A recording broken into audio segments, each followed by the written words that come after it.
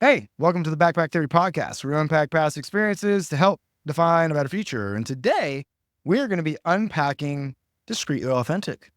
My guest, TW Shannon, is the former state speaker of the House in Oklahoma, the youngest in Oklahoma history, not to mention, also a business consultant that specializes in business development. He was a former attorney, so that really feeds into that. He also is a former bank CEO and a national news contributor. You might have seen him on CNN, Fox News Nation quite regularly. But besides all of those accolades, most importantly, Get this I right. say this right. Get this right. He is the king of Karaoke. The undisputed key. Undisputed, without question. Yeah. In the words of the current candidate, so huge Huge voice. karaoke. Yeah. Huge yeah, voice. yeah. TW. I'm a legend in my own mind, and there's no competition in karaoke. If there's one song you were going to karaoke, what would that song be? Oh, it's always My Way. That is my song, without a doubt. I do it every single time it comes up. Every time my family and I do karaoke, I close out with My Way. My Way. It's it. That's it. Love it. Yeah. Absolutely love it. And it goes right into kind of what we're talking about. A little bit. Which comes to being authentic. And so many times I think whenever it comes to the world we live in today, sometimes it's my way or the highway. It is. That's so true. It really is. It's really easy to fall into. And I think whenever we were talking about the topic and we talked about politics and we were bouncing around, what in the world should we talk about? And as we dug in, we were talking about the real heart issues that we have in our country today and what's going on, what's causing this divisiveness.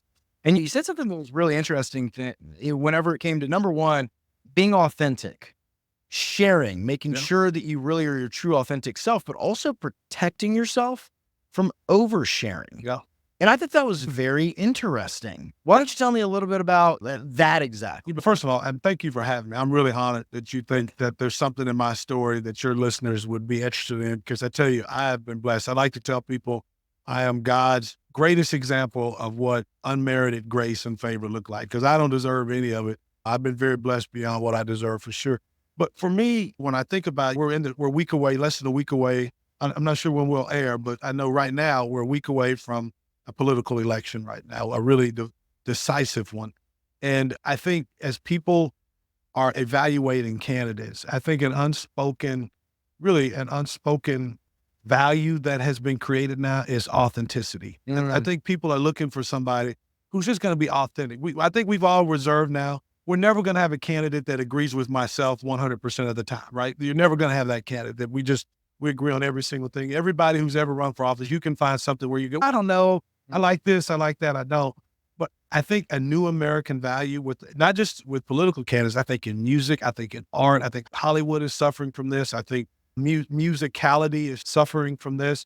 People want somebody who's authentic, that's real. And I think young people, particularly with so much in social media that is AI generated and it's fake and it's filtered, people have a desire and a real inclination toward authenticity. So I think it just matters. What's true?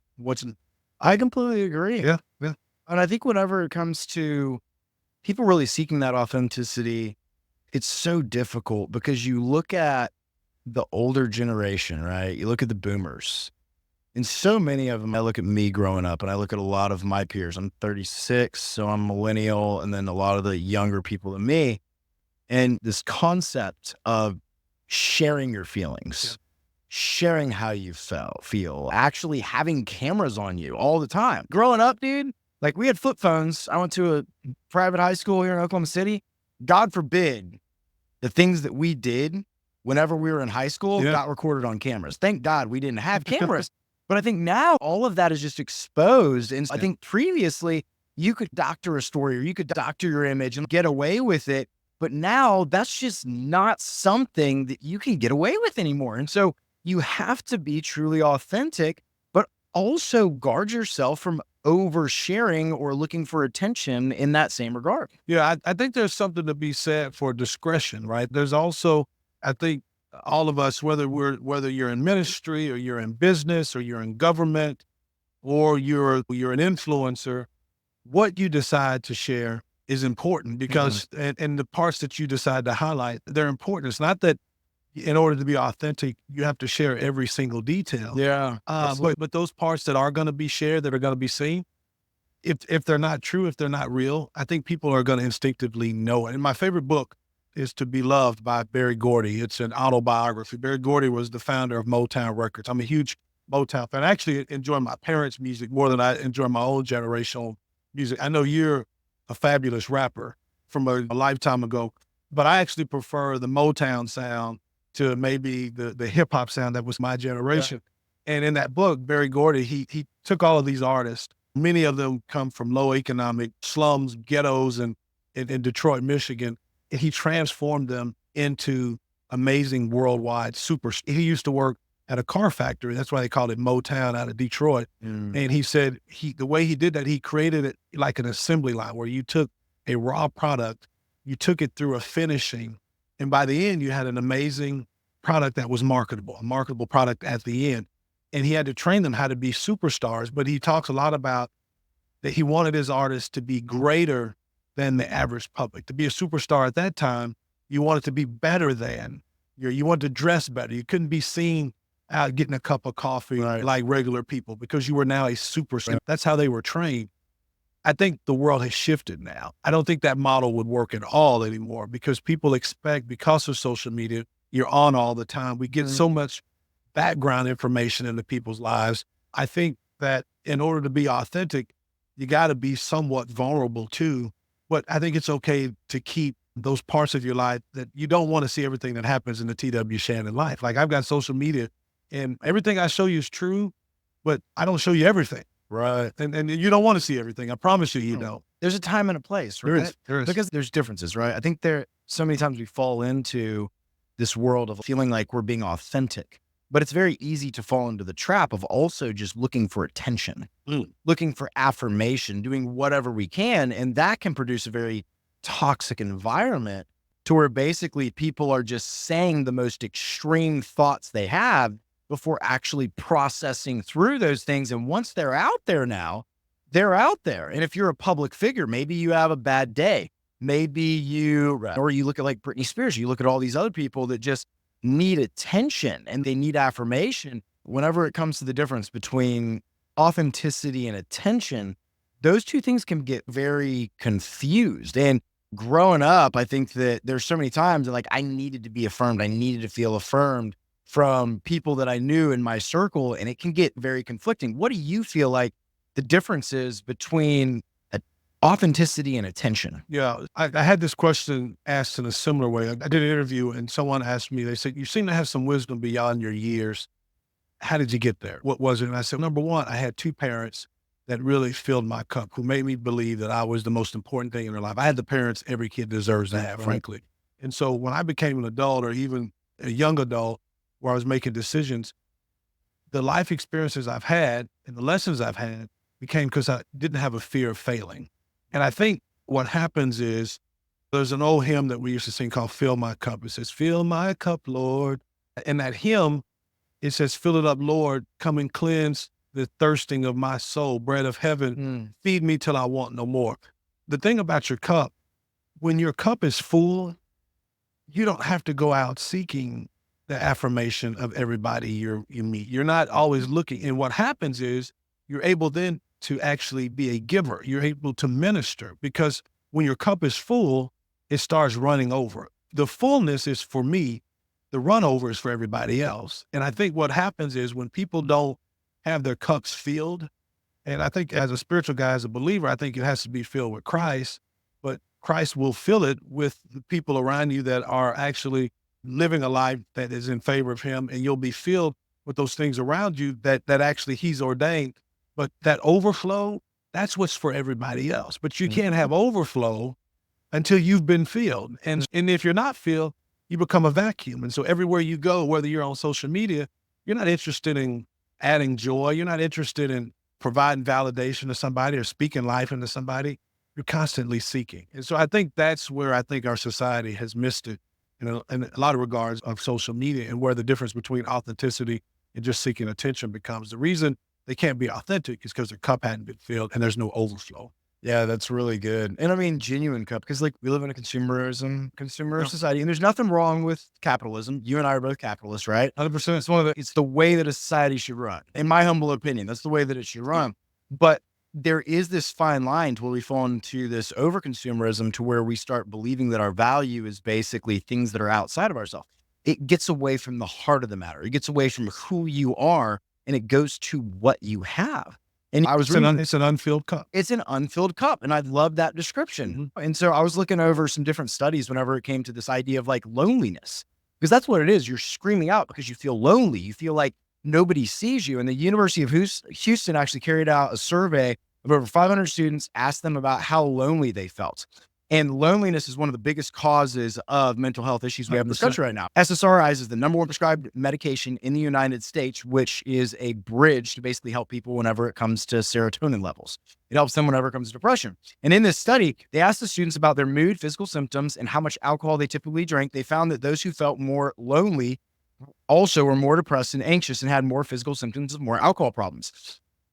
They also stated that's probably not surprising, but they also found that those who felt lonely scored highly on authenticity, then felt lonely also scored highly on authenticity than the feelings of depression and anxiety. Physical symptoms such as alcohol problems were not as intense. It seemed that authenticity acts to protect people against the adverse health effects of loneliness.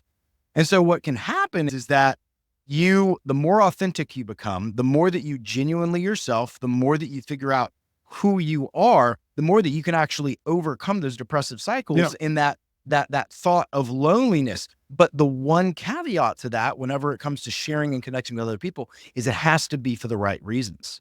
You have to be looking for the right kind of attention, the right kind of affirmation, the right kind of thing that actually goes with who you are, not just for the need of acceptance. I love that. In my worldview, there are really only two emotions that really motivate people to action and behavior. Number one is love, and number two is fear. And when you find people that are acting out, when you go to the grocery store and the person behind you is being rude, or you pick up the phone, or your parents or your child, or they're acting out in a way, almost always it's fear. Most negative emotions, when you unpack them, what they really feel is a sense of fear. And if you can speak to that fear, if your cup is full and you're able to operate in the overflow, what you actually have to do is speak to the fear of people. And why people aren't being authentic, it's because they have a fear. There's a fear somewhere that you have to speak to. And really, the only other motivator that people have in their life is love. Yeah. And it sounds, we're not trained in the vocabulary of love. We're not trained to sit down and talk about love. That's not what we do. Women, they do it from the time, even when they're little girls playing with dolls, they're talking about love and mommyhood and brothers and sisters. Like we're not trained with that vocabulary. But what I have found is that when people are acting out in a negative way, it's usually a result of fear. Yeah. It's fear. And if you can speak to the fear, you can get somewhere. Absolutely. And it's the source of the fear. Before we came on the podcast, I shared with you some of my story, and you were kind of asking about how'd you come back to God? What happened? And I, shared your story of growing up. Like I had this real fear-based narrative. I did everything out of fear. Like for years, growing up when I was like a younger kid, I actually got the nickname Compulsive Liar because I was so terrified of letting people in on any insecurities that I had that I was just like, it would be better off if I just maximized whatever good thing that I had accomplished so that I could be accepted. Yeah. And that put me in a position to where I never really actually knew who I was for many years because I was always projecting this image of perfection, which in the realm of social media, I think that it's a fine line that you have to straddle of what do I share? What do I not share? That's where the Holy Spirit comes into play though. That's where basically you have a sensor that can actually help you determine like when, or is this actually authentic or am I just looking for attention? He totally does. I've seen this as a guy who was thrust into leadership positions early on as a young leader. And oftentimes I was leading people who were a generation ahead of me, which is tough to do. They're looking at this kid and what do you have to offer? What I have found is with most people is if you bring them in the room and you sit them down and you say, listen, when you fail, not if, when, because you're human, you're going to blow it. Like it's just a matter of time before you blow it, before I blow it. I don't care what job it is, we're all going to blow it. When you blow it, this company, this leader, this president, this CEO, this speaker, whatever title you want to give, this king of karaoke, when you blow it, I'm going to be there to support you just and celebrate you, just like I was going to be when you succeed and you're successful. And I can feel the oxygen in the room just relax and them go, okay, I don't have to be afraid to fail. It's just like what we're talking about and being authentic. Yeah, Man. yeah. Sometimes whenever it comes to stuff in life, you just have no control over it. And you just got to go with it because podcasts are going to crash. Internet's going to crash. Things are going to go wrong. And that's part of being authentic is the fact that we just don't have it all together all the time. And I think that God can look at that. You were talking about refinement earlier. We were talking about this table because I do woodworking, right? Mm-hmm. We're talking about whenever you were talking about to be loved. Barry, what's his name? Barry Gordy, right? And he was talking about refining those people whenever it came to like just slowly like tuning them in. And we were talking about this tape before I came on air, whenever it came to refining it to get to that grain. Yeah. And some people, like whenever they look at that, if they saw what this wood looked like, it wouldn't speak the same way to them as whenever they see it the way it is today. Yeah. Sometimes people need to see where you're at today before they can actually understand or palate where you came from. They do.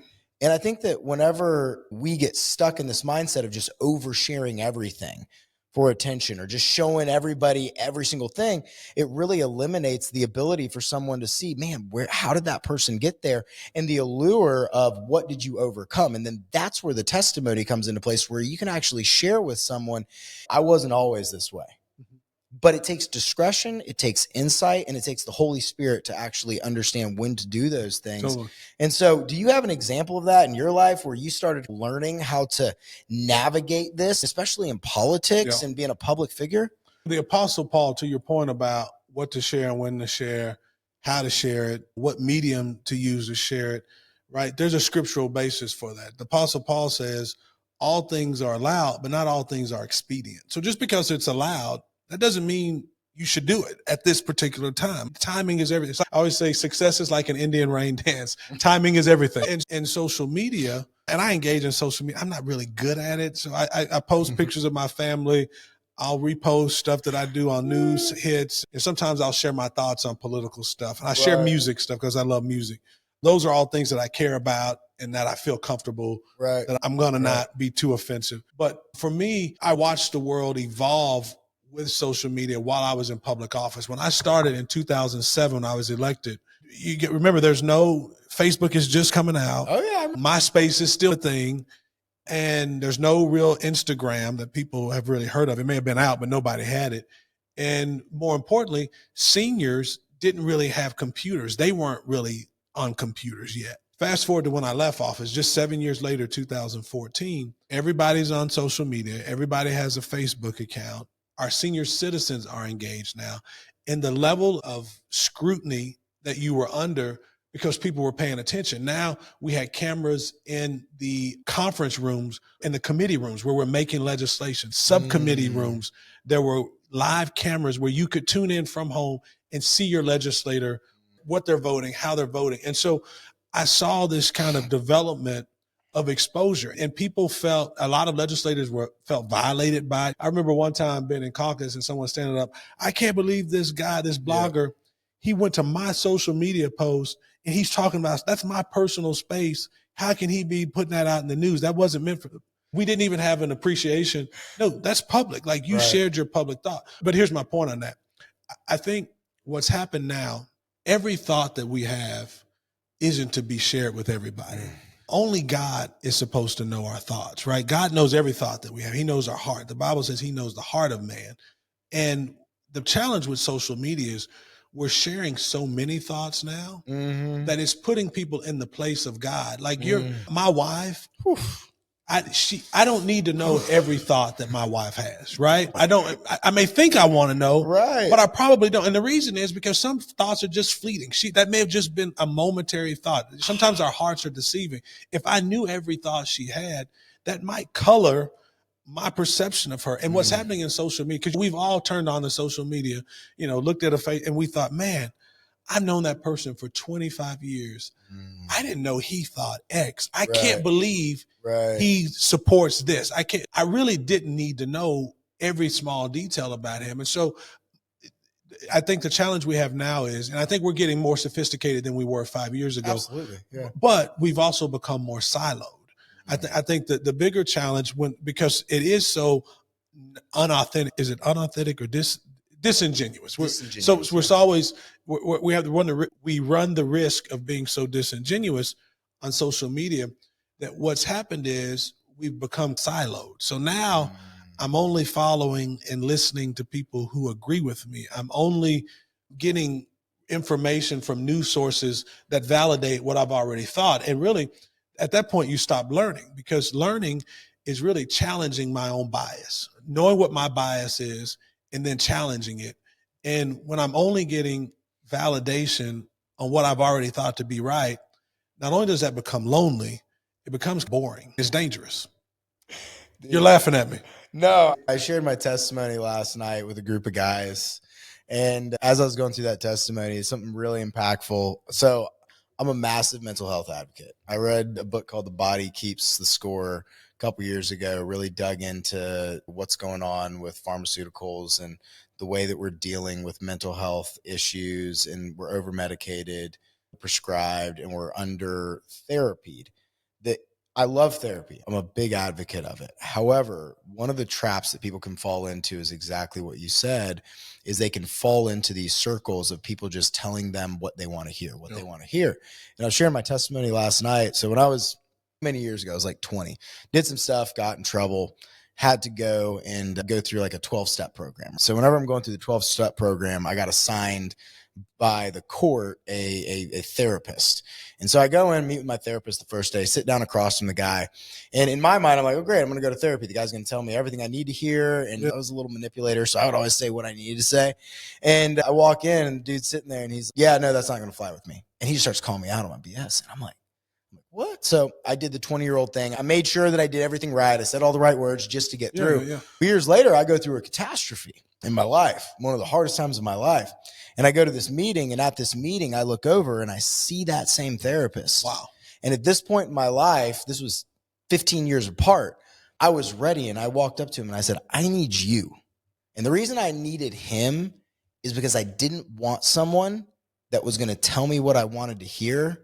It's good. I wanted someone that was going to tell me what I needed to hear. So good. And what we fall into, I think, today is, dude, some of my best friends, like in the political realm, some of my best friends, they don't have nearly the same beliefs as I do. They're so far on the other side, or they're so far on the other side. But dude, I can sit down and have a conversation with them. I can sit down and I can find commonalities. And that's where this divisiveness, and if you want to look at like the spiritual realm, like God created us to find common ground to stand on. We're not perfect. We're going to make mistakes. But if you don't actually know what you believe or have a core value system, if your cup's not filled with the right things, it's harder to have those conversations with people that have a degree of separation and difference. And I think the more that we can actually find those areas to have that commonalities, the more that we're going to have people tell us what we need to hear and not just what we want to hear. So you talked about this earlier, this nexus between loneliness, mental health, and I would add kind of social media, and how those kind of seems to be this recipe for young people, particularly of these three kind of overarching themes.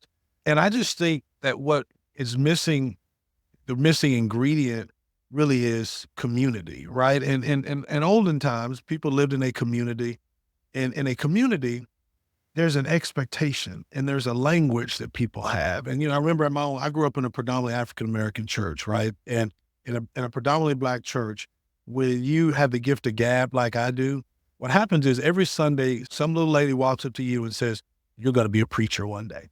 And as a kid, that used to bother me to no end, because I thought God hadn't called me to be a preacher. But as I got older, because of what preachers mean in the African-American community, what I later came to understand, what they were really saying is, we expect something from you and we expect something of you. And so growing up, I had this expectation. Now, I had great parents who had an expectation for me, but I had a community of people that I knew expected something from me that I never wanted to let down. Even to this day, when I go to see, go home to Lawton and I see Robbie Evans, who knew my dad when he was born, like this woman, she's almost 90 or 90 years old. She'd hate me for giving out her age on this podcast, but she expects something from me. She expects and so I grew up with that, what I used to think was a burden, but really it was just accountability. And so what's happened now, because we don't have that same community, I mean, people don't work and play in the same neighborhood. You might live in Edmond, work in Norman, your kids might go to school here.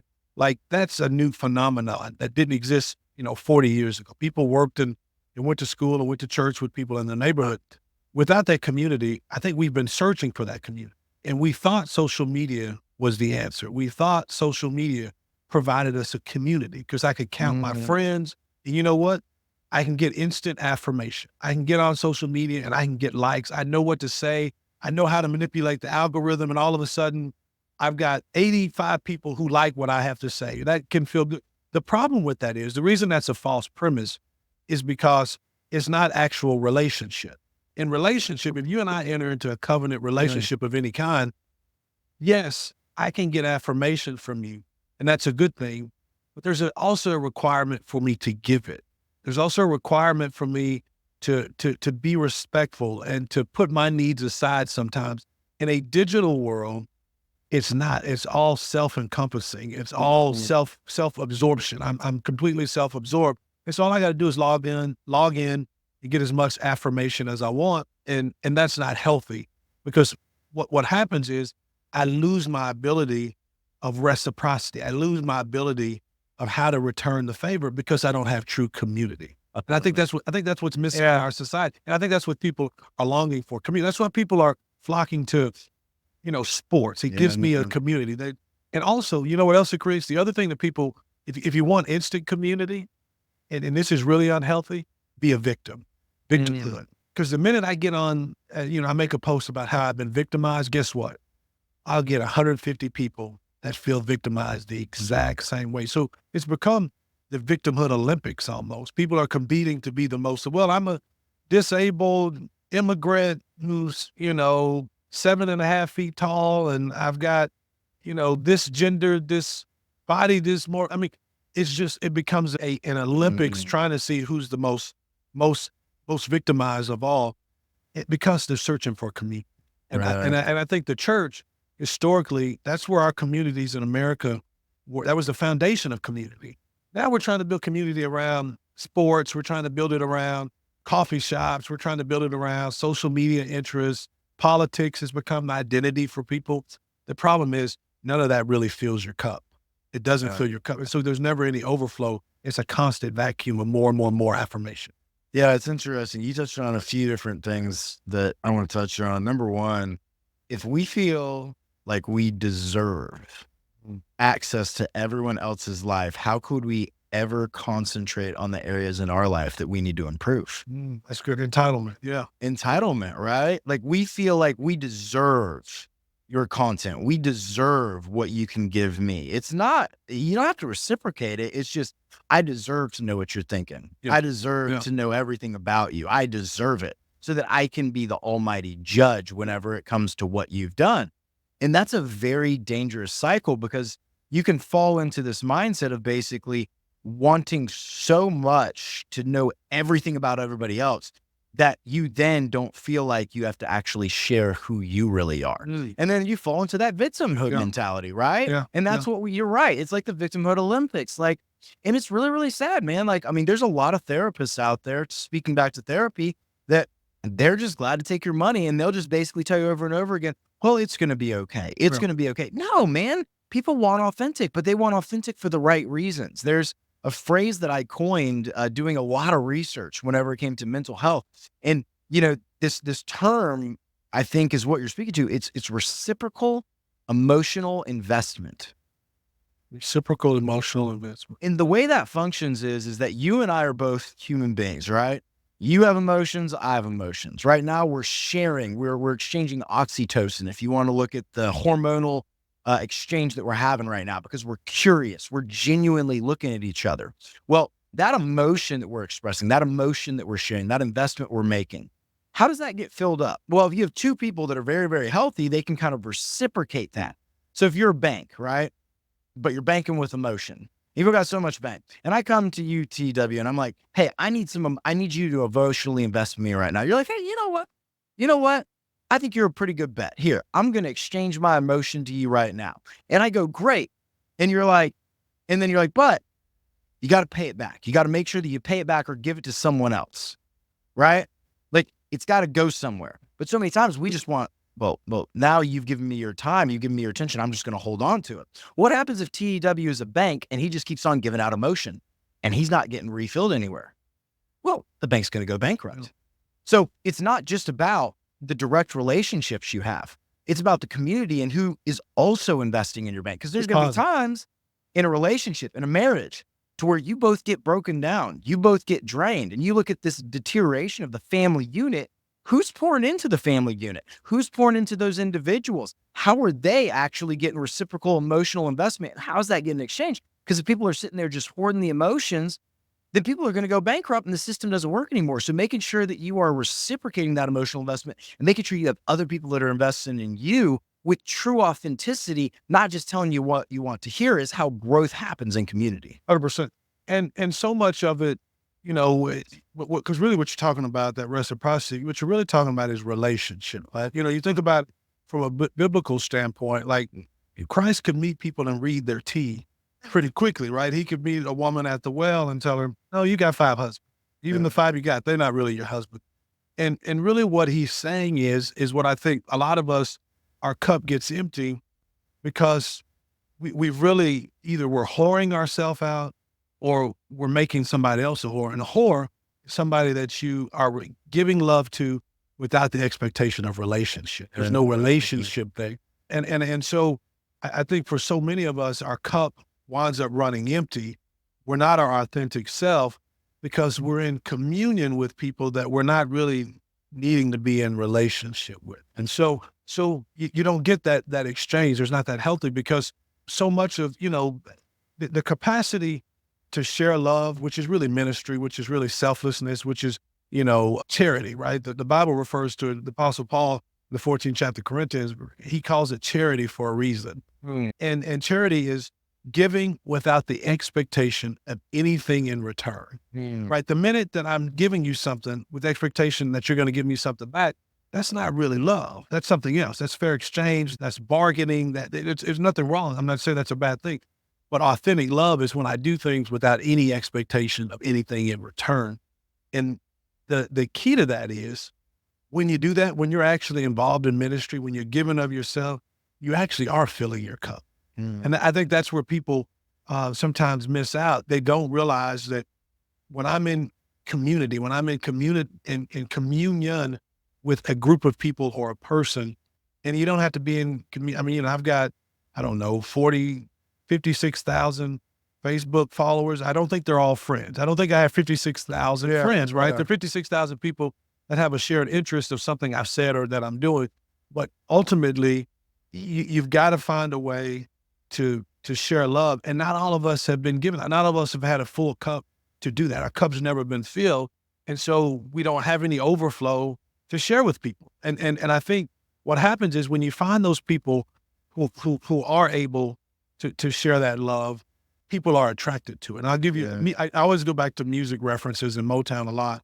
One of my favorite artists in the world is Diana Ross. And again, that's from my dad's generation. He's the one that first got me listening to her. But I've been to her concert a million times. And yeah, she's a great performer and singer and has a great voice and all that.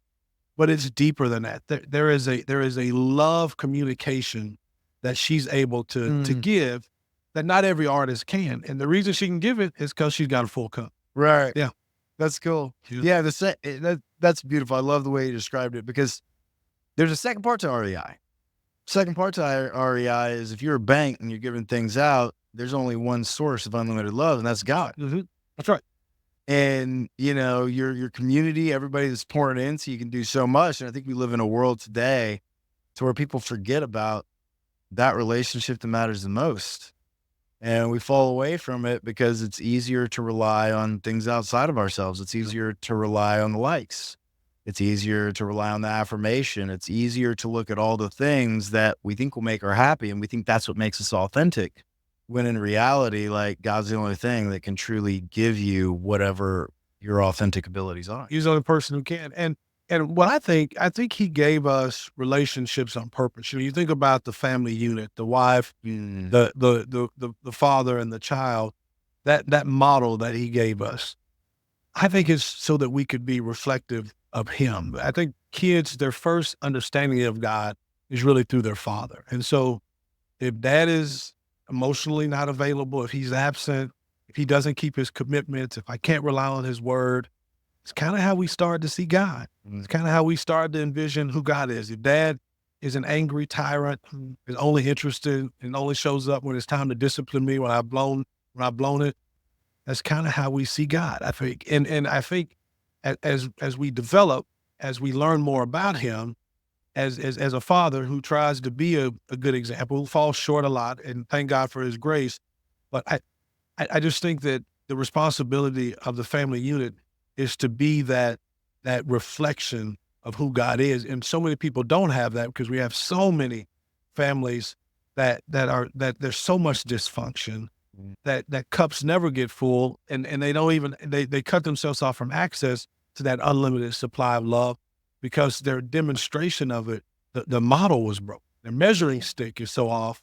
So when they get older, they don't have a full appreciation of who he really is. And you and I've talked about off camera, they live in the wrong dispensation. They're so interested in judging people. They're so interested in where people come up short, and they're so interested in making people feel less than because they think that's who God is. But Right. as they get to know Jesus more, as they come into fuller communion with him, they understand, no, he loves me and he wants me just as I am, but he loves me enough not to leave me like that. Man, it's really good, man. Yeah, yeah. And you look at this, you look at this country right now, and I don't really want to go down the political spectrum because I just don't. I do. Let's go. But you're smart not to. You're smart not to.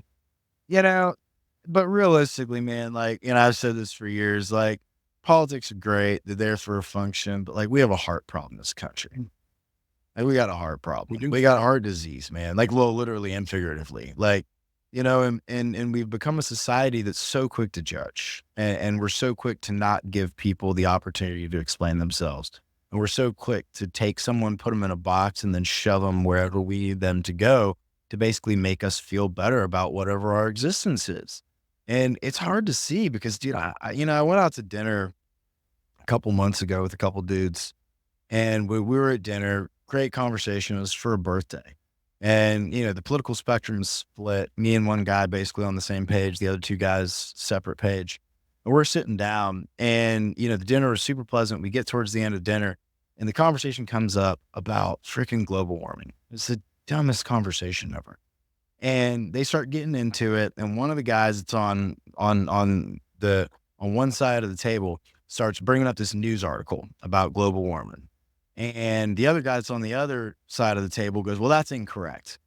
And the next thing you know, dude, it goes from a very pleasant dinner to like one of the dudes literally stands up and storms out of the dinner. And like, it happened like that. Yeah. And it's because we're so concerned about not being right that we would rather just throw our hands up in the air and just walk away. Yeah. And that's not what God created this country to do. Like, we're not supposed, like, dude, we were all created uniquely and wonderfully. I was talking earlier, I was like, dude, there's 8 billion languages in this world. 8 billion, or however many people we have, like, different languages, because everybody comes from a different set of circumstances. And like, my word last year was curiosity. My word this year is selfless. And what God revealed to me is like, whenever you walk around every day, instead of like trying to take people and put them in boxes, just look at them as a child of God. Like, genuinely care about them. Like, stop listening to what their agenda is or what they're projecting, that fear you were talking about earlier. And just like get a lens of genuine curiosity to try and understand, like, why are they coming from that place? In my opinion, we're talking about worldview. You're really talking about worldview. And there are only 2 worldviews, in my opinion. You either believe God created man or you believe man created God. And if you believe God created man, then you also believe, like I do, that we were created in his image. And so every single person we meet, whether it's, a leader of the free world or it's the homeless person on the street, they're due a certain level of dignity and respect because they're creating God's image just like I am. But that also means that they are fallible. That also means that if I entered a relationship with that person is going to let me down. They're going to fall short because that's who we are. Now that's not the part of his image that we felt that we were created in. That's the part of our flesh that is in this fallen world due to sin. But ultimately they're going to fall short. And that's where the more I get to experience his grace, the more my cup is filled with his grace, the more overflow of grace I have to share with other people. So what I've learned, we're talking about being in the right dispensation. Yes, God is a God of judgment. There is going to be a judgment. That's clear in scripture and prophecy. That day is coming one day. But we're not in that day right now. My job isn't to try to separate the wheat from the chaff or to separate the lambs from the wolves. Right. In fact, he warned us. He said, you probably can't even tell the difference. You don't even know which ones are which. You can't tell them apart. He can. And so my job is to find a way, whether they show up looking like wolves or they show up looking like sheep, my job is I have to find a way to love them.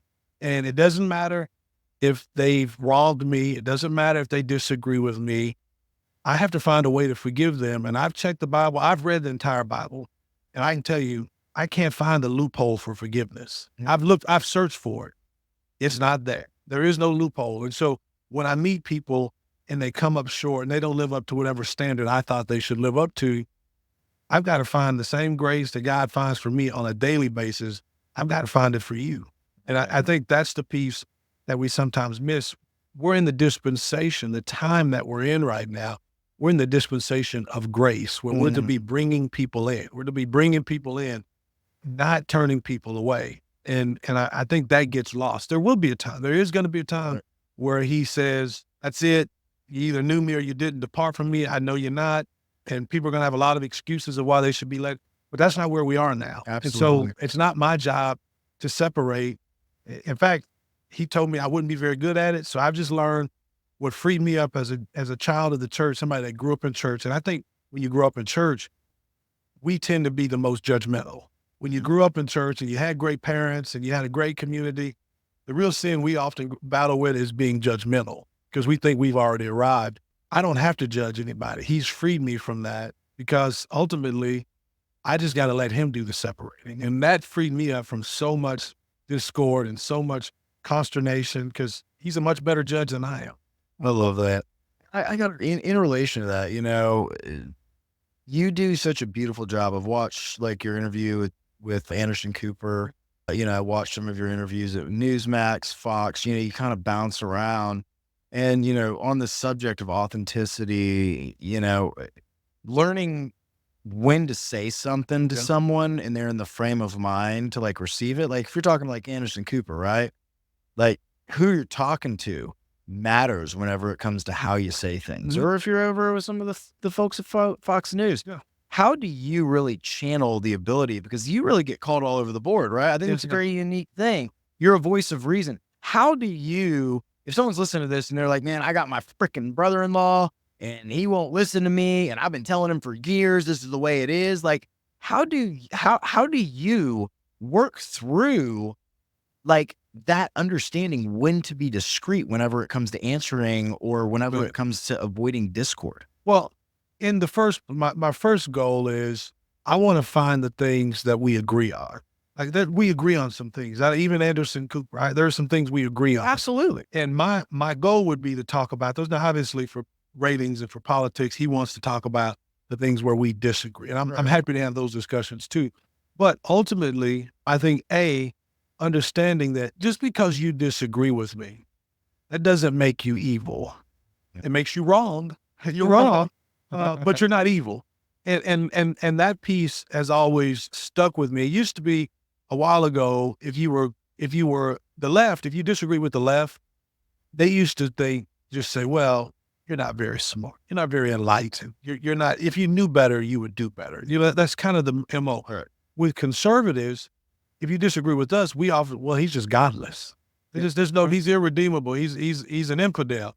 And I don't think that's a good way to handle people. People can disagree with me, even on the issue I think is the most important.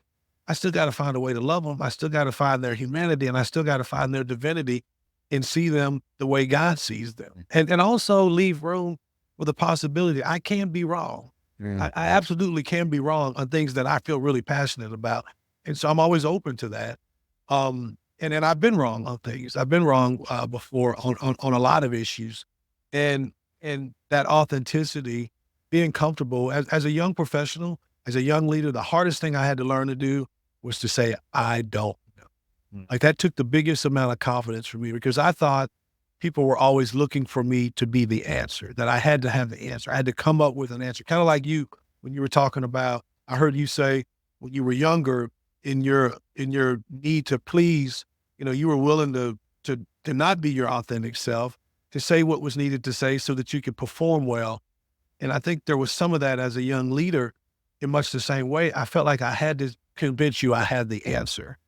And I learned so much. I learned much later that all I had to do was to be upfront with you that even if you were looking at me for the answer, if I don't have it, I don't have it. And you know what? Even if I try to, you're probably going to know. Even when I try to convince you I have the answer and I don't, you're still going to know it anyway. And then you get so much more credibility. And so I think that worldview of seeing people for who they are, seeing them as God sees them. Yeah. I think that helps me more than anything. So for that brother-in-law that you can't get along with, A, try to focus on what you agree on. Number two, don't dismiss his value because he disagrees with you. He still has value. And number three, if you can, try to make sure you're in relationship with him, because when you're in relationship, that gives a whole lot more leeway. And if you're in a relationship with somebody, it's going to require grace. You can't be in a relationship with somebody without grace. You cannot. It cannot happen. I love that. It was a great answer, man. Well, God, it's really, really, really good. Because I agree. And I see this, just this black and white that happens so often whenever it comes to relationships. It's like, don't cut the person off. And if you truly believe in God, and like you truly want to make a difference in their life, definitely don't just jump on social media and fire off a comment that's just going to burn the bridge for good. Like, what are you illustrating? I love, on the subject of authenticity, I love podcasts. And one of the reasons I love it is because on the long form discussions, so many times it gives people the opportunity to be humble. I listened to Trump and Rogan's 3-hour podcast, and I will tell you right now, dude, like I have not been the biggest Trump fan. I just haven't been. Yeah. I like his policies. I like a lot of things. There's a lot of things in the way that he handles himself that I just disagree with personally. I understand. But I listened to that 3-hour podcast, the whole thing, start to finish. And I wish Kamala would do it too. And I would listen to it.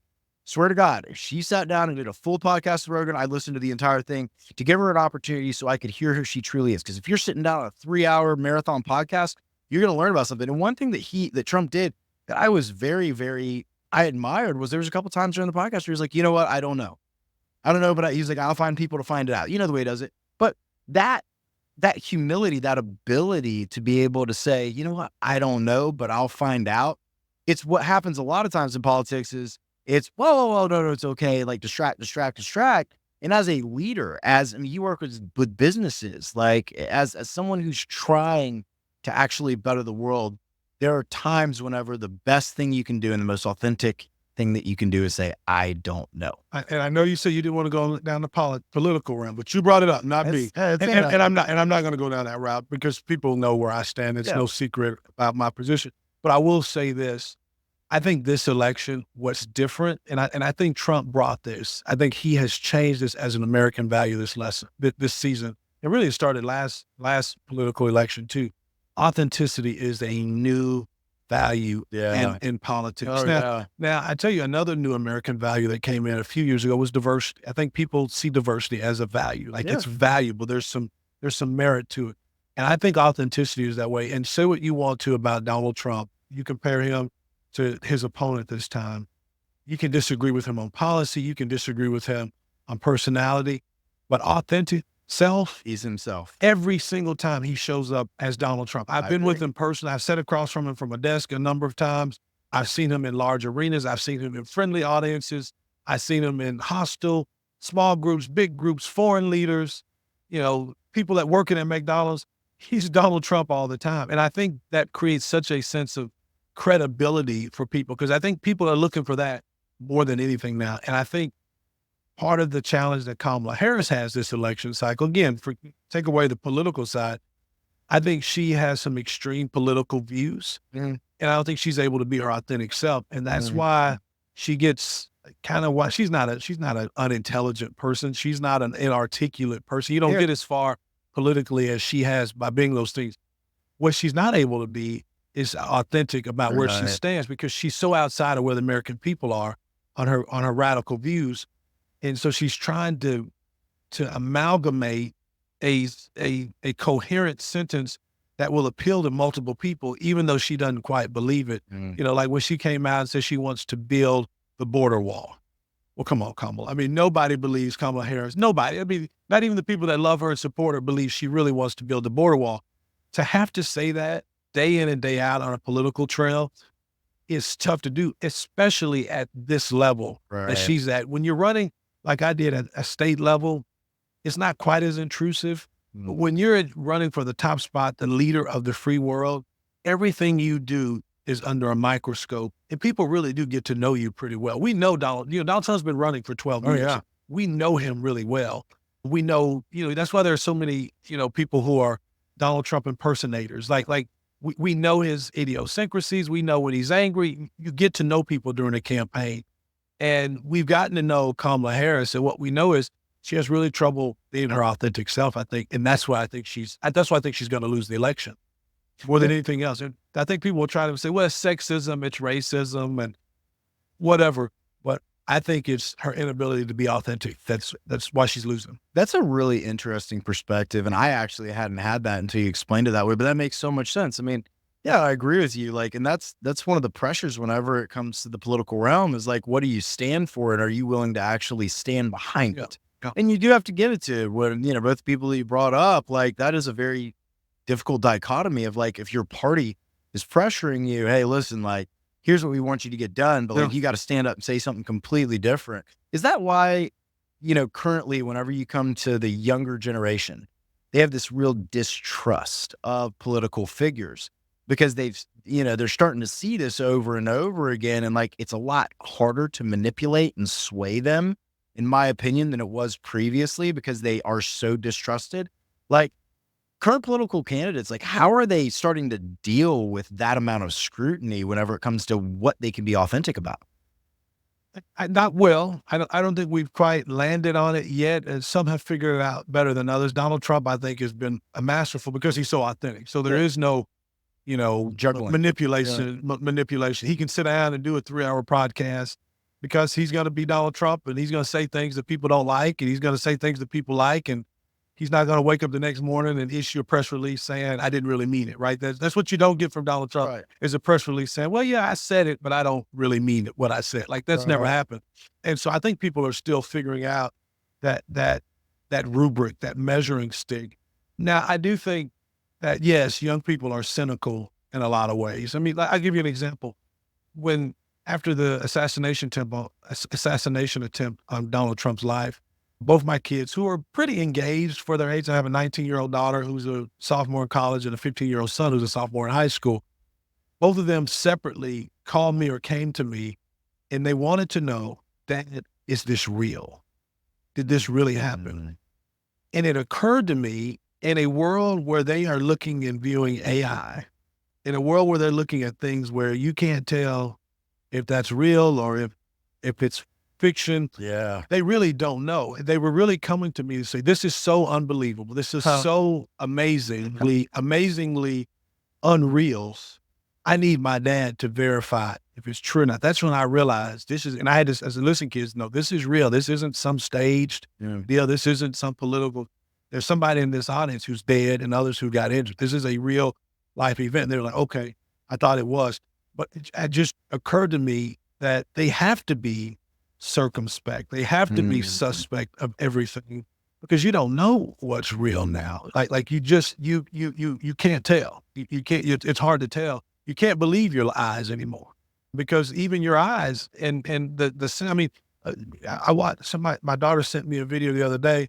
It was Whitney Houston singing. I think it was an Ariana Grande song or something. Even though she's been dead, it was completely AI. I'm a Whitney Houston fan. I'm telling you, I couldn't tell the difference. Crazy. I could not tell the difference. Yeah. It was that good. And that probably took 3 or 4 minutes to make. And so my point is, we're going to be a lot more skeptical about everything moving forward. This generation is. My fear, though, the risk with that is we've also become a bit rebellious because of that. There's a thin line between skepticism and just being outright rebellion. And I feel, and this is both on the left and the right, that there are so many people who are almost in rebellion against every known institution known to mankind. Yeah. They want to rebel. And the scripture says that rebellion is witchcraft, that you've actually been bewitched. And when you see people who are constantly in rebellion against every single system in the world, it's a form of witchcraft that the scripture says, and I think we've got to guard our hearts against that. I love it. Don't want to rebel just for the sake of being a rebel. Yeah, no. Yeah, Well, yeah. what's interesting, one really interesting thing, there's two topics I want to touch on before we close out. One, it's interesting in the 70s and the 60s, if you look at what became cool, Yeah. it was running after God. That became the rebellious act. People started switching. You started having like these big revivals happening. Right now in our country, I think what is transpiring, if you look at what's happening in Arkansas, University of Arkansas, they had this massive revival that happened. You start looking at the younger kids, they're not drinking as much, they're not partying as much, and they're really starting to look at God. Now there's this different spectrum out there of spirituality that's like the cool thing to do. But I think what could potentially happen if done correctly and if done authentically whenever it comes to current leadership, if they could just channel that authenticity in the right way, you could actually see this revolution whenever it comes to the rebellious or like the anti-cultural thing to be actually going after the things of God, which I think is just an absolute gorgeous opportunity. And you see more and more in pop culture today and also in politics, people sharing their faith. Yeah. They're wearing it so much more openly. Do you feel like that is a part as well of people like choosing to be more authentic?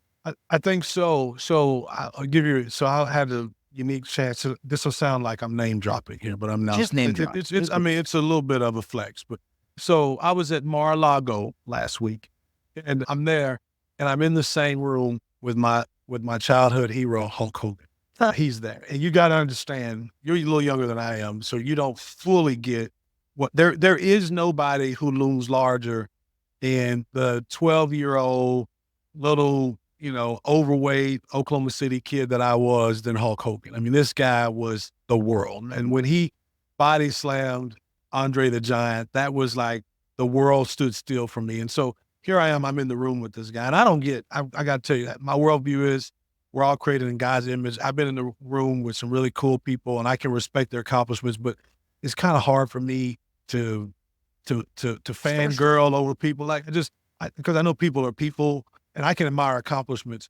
Well, that went all out the window. I can't speak. I'm just, I'm right there, and people are crowding around. But as I'm there, I'm thinking about, wow, like how in the world, I'm almost like, you can almost hear the record scratch, and I'm turned to the camera and go, you're probably wondering how I got here. It was one of those moments, because I've had those moments over my life, over a period of time. And so, yes, I do think that there is a opportunity for revival to happen, because so many people like Hulk Hogan, who got up and said at Mar-a-Lago, he said, we're in a fight of our lives, but we've got my Lord and Savior, Jesus Christ, on my side. And I just thought, okay, we got Hulkamania, we got Trumpomania, and we got Jesus Christ. We ain't losing. I mean, like, that was my thought. And you see other people sharing their faith, but I think where we've got to be careful in Christendom, where we've got to communicate to people, is because I'm a Christian, that in no way implies to you that I have it all together. Mm-hmm. That in no way implies to you that I am above the same temptations, the same idiosyncrasies, or I'm above the same shortcomings that you experience. Scripture is very clear that the rain falls on the just and the unjust when it rains. It doesn't just rain on the house of Christians, and that's not what happens. And I think we've got to be very clear that when I'm a Christian, what that means is not that I'm telling you I've got it all together. In fact, it's quite the opposite. It is an acknowledgement that I don't have it all together, and I have to have a Savior to help me through this, and I know it. That's all it means. That's the only thing that being a Christian means, a follower of Jesus means. I think we got to be clear about that messaging, or else we wind up turning people off that we otherwise wouldn't. So yeah, I do think we're winning. The world would have you to believe that it's all going to hell in a handbasket, but Scripture is very clear that where sin does abound, grace does abound much more. Mm. And I think the opportunity for, I was reading an article the other day that said the fastest growing place for Christianity in the world, I don't know if you know this, is in Iran. Apparently, the home church in Iran is growing like wildfire, that the mosques are empty in Iran on the holy worship days because people are at home worshiping Christ in their homes. Now, I don't know that to be true. I've read that, But my point is this: the world would have you to believe that it's all going to hell in a handbasket. But what I know is that there are people during this dispensation of grace that people are still coming. And so it doesn't surprise me that we have more young people, more people with larger platforms come out and saying, no, Jesus Christ saved me and I want to share that same grace with others. That's what the way it's supposed to be. I love that. I love that. And that feeds into my last question before we get into the closing questions. I think for a long time, I had someone a while ago, I remember it was like 5 or 6 years ago, they asked me to get into politics. And I was like, Do it. Do it. well, I told him at the time, I was like, man, I would really love it. I could handle the public scrutiny. But like, if I was going to do it, I would stand up in front of the audience and I would say, hey, listen, before we even get into this, I'm literally going to read you my rap sheet. I'm going to tell you everything that I've done just so that we can just get it over with. Because if people start digging into my past and whatever, and I tried to like live with this like bravado of I've got it all together, I didn't get into it, it'll end up coming out. And I think that politics, especially leadership, especially, you used to just be able to sweep things under the rug and you can't do it anymore. And so whenever it comes to that, do you feel like this is opening the gate for more people that made mistakes and found grace to actually enter into leadership positions? I would like to believe that. I would like to believe that. My fear, though, and my experience has been that less people are willing to do it as a result. My biggest fear is that we're not going to get good people to run for office because there is so much scrutiny, and because so many people are afraid to be vulnerable and to expose themselves and their families, and because you do, I mean, you do. The whole family runs like when you're running, and that's my biggest complaint. Politics. Like I heard somebody the other day, and I remember when Rosie O'Donnell attacked Barron Trump. Like you can't attack people's children, and like children are off limits. I don't care how much you disagree with their mom and dad. You shouldn't be attacking somebody's kid. I don't care, and that goes whether on the left or the right. And the right's been guilty of it too.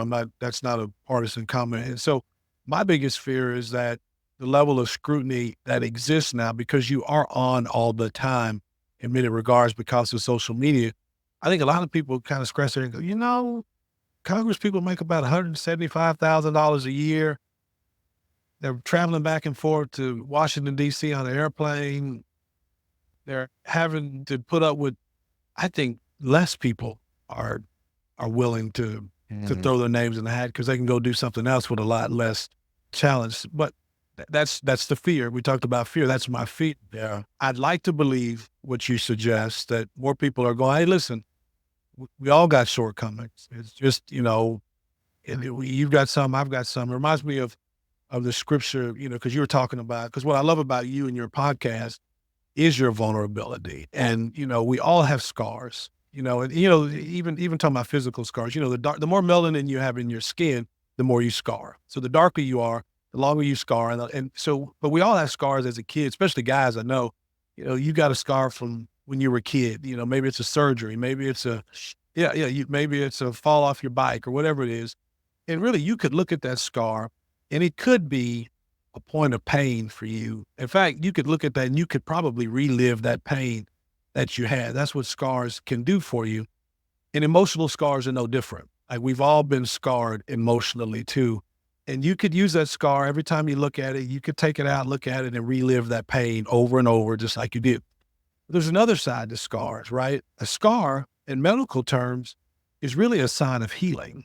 If you have a scar, that means at one point you were literally oozing life out of you. Like blood was rushing out of that place of scar. And now if it's scarred, it's no longer doing that. It's healed. There's a healing that's happened. So it really becomes a testimony. That scar is actually a testimony. And that's what this podcast, I think that you do so well. And when we talk about the dispensation that we're in, and we talk about keeping your cup full and then using that overflow with other people, think about the story of doubting Thomas. He said what to Jesus? I won't believe it's you until what? I won't believe this is Jesus until you show me your scar. Show me the scar. That's how we win people.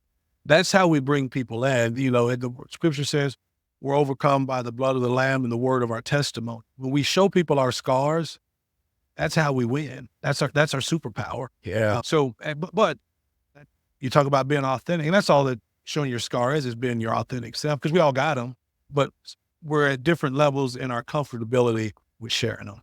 Dude, Brene Brown is one of my favorite authors. Yeah. She wrote the book Daring Greatly, and she has a quote that I wanted to read. Authenticity is the daily practice of letting go of who we think we're supposed to be and embracing who we are. Oh, I love that.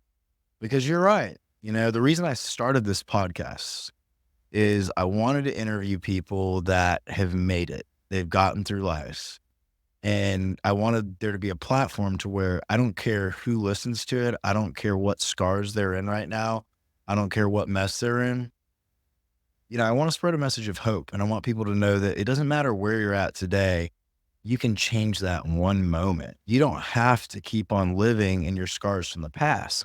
Well, you can live looking at your scar as a place of healing and an opportunity for Christ's love to shine through all of your imperfections and let anybody know, regardless of where they're at, there's always hope if you choose to embrace it and if you choose to envision it and frame it in the right light. you know, And I think that, you know, I've encouraged a few people to get into politics that I've known. I don't feel called into it at the moment. It's something that we need. We need young people to rise up. We need young people. I don't care what side of the aisle you're on personally. Like, well, if you're going to make the young part, you better hurry, because that doesn't last forever. yeah, I know. I'm 36. I know. Trust me. I know. I'm late 30s now, technically. Well, when you turn 40, those birthdays start coming twice a year. I'm just wondering. They come twice a year. So I'm sorry, I cut you off. No, it's all right. No, you're right, because time is limited. Have you ever seen the life? Have you ever seen the life? If someone's listening to this too, like go watch this clip, because this is important. There's a Joe Rogan episode where he has a guy on, and the guy brings out this calendar, and it's your life in weeks. And you can go online and order this calendar. And on this calendar, whenever you order it, you basically put what your estimated year of how long you're going to live. So like if you put 86, they'd send you the calendar. So if you're 36, they would have all the weeks that you've currently lived checked off. And every week you go to that calendar and you color in another week, so you can look at your life in weeks. Wow. And whenever you look at it, the guy on the podcast, he actually colored in, okay, based off of where I'm at, here's how many more weeks I have before my kids graduate. Here's how many more weeks I have before, you know, me and my wife's anniversary. Here's how many more weeks I have to live. And I think we get stuck in like this idea of like, well, I'll be my true authentic self eventually, or I'll go back and I'll figure out my scars eventually, or I'll do it. And like, dude, like time goes by fast. And the sooner that you truly embrace who God created you to be, the sooner that you are your authentic self, the sooner that you start choosing authenticity over attention and being who you were created to be, the sooner that you can find and then be that hope to others, and hopefully start bringing unity to this country and to this world that we're all a part of and we all share. So good. So good. Yeah. And there's a scriptural basis that it says, you know, count the months as weeks and the weeks as days, you know, and you know, our time here, it is finite. And I think as we're reminded that humanity, you know, there's only so much time for that cup to be filled and to start operating in that overflow space, and thinking about it in weeks, man, that puts it in perspective, especially, you know, when you get my age, I'm 46, and I realize I probably have that. My goal is to live to be 100. And that's why, that's why I try to work out. Cause I just, and I want to do it where I'm still able to serve God at 100. Like, that's my only purpose for doing it, wanting to live that long. But I also know that the time we have here, it is finite. And man, I want to make the most of it. One of the things that, you know, my wife tells me this all the time. We've been married 23 years. Is she said, you know, you act like you're running out of time. There's that line from Hamilton where it says he acts like he's running out of time. Why do you write like you're running out of time? And that's kind of the way I approach things. I'm very aware of my humanity, now I'm aware of my divinity too. I know that I'm going to live forever after this, but the human side of me, I know there's a limited time to get things done. And that's the way I kind of approach it. I try to be in the moment still, but I'm also aware that the moment's passing. Right. That's awesome. Well, TW, even through our struggles on the podcast and getting the Wi-Fi thing figured out and going through everything, spilling the coffee, all of it, going and getting snacks in the middle of the podcast. 100%. Dude, I appreciate you coming on, being your authentic self. Oh man, thank you. Using discretion, going through, talking about God, talking about family. And I hope someone has the opportunity to listen to this, and hopefully that brother-in-law that they've been putting off, hopefully they can go give him a big bear hug. That's amazing. For sure. I can't wait to, for this to come out, and I can share it in my, social media handles on TW Shannon, at TW Shannon, because this has been a great experience for me. Thank you. Thank you for letting God use you and having this platform. That's a big deal, man. Thanks, Ted. I appreciate it. I got 2 questions I ask everybody in the podcast. All right. Number 1, if there was a book that you were going to recommend to someone, it can be about authenticity, or it can be something that has impacted you directly that you're like, man, go pick that book up. What would that be? I already mentioned it early in the podcast, To Be Loved by Barry Gordy. This is a guy who started with an $800 loan, and he turned it into a $69 million company, and he sold it for $69 million.